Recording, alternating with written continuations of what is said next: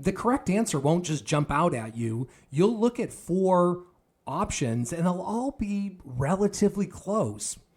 It's plausible that any of them could be the correct answer. So you really have to figure out a system, also a process for how to evaluate each of the options and kick out the ones that are not the best option. Because a lot of times the answer will be choose the best action or choose the best answer. So there are correct ones in there. The best answer, though, is going to be the correct answer. And you have to be able to get that to answer the question correctly.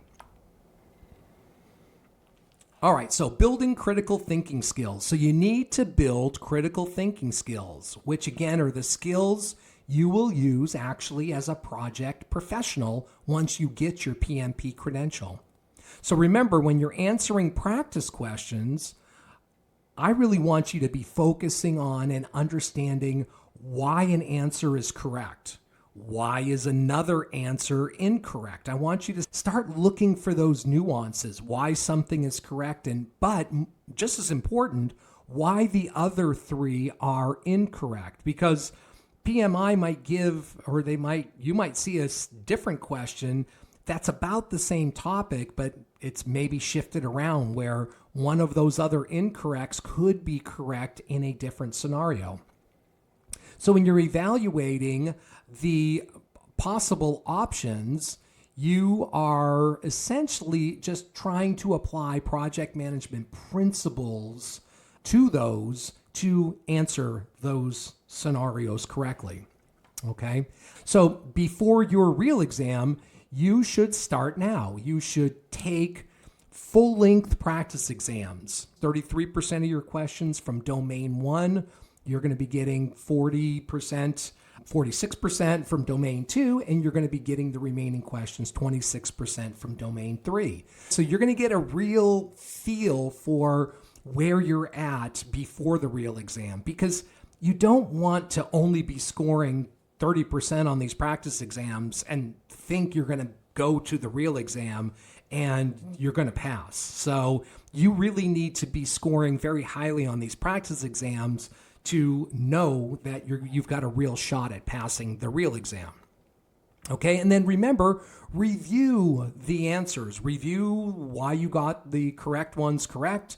Review why the incorrect ones are incorrect, and understand the logic of why they're incorrect, why it's correct. And that's that application of this information. Okay, so in this next slide, step 4 is to expect your motivate to fluctuate. Okay, so your motivation, yes, is likely to fluctuate. So here's some tactics that PMI has listed for staying motivated. Schedule your study time on a calendar. Maybe even have an exam targeted. Like when I got my PMP, I basically wanted to get it before the end of the year. So I had December as the absolute drop dead date for me.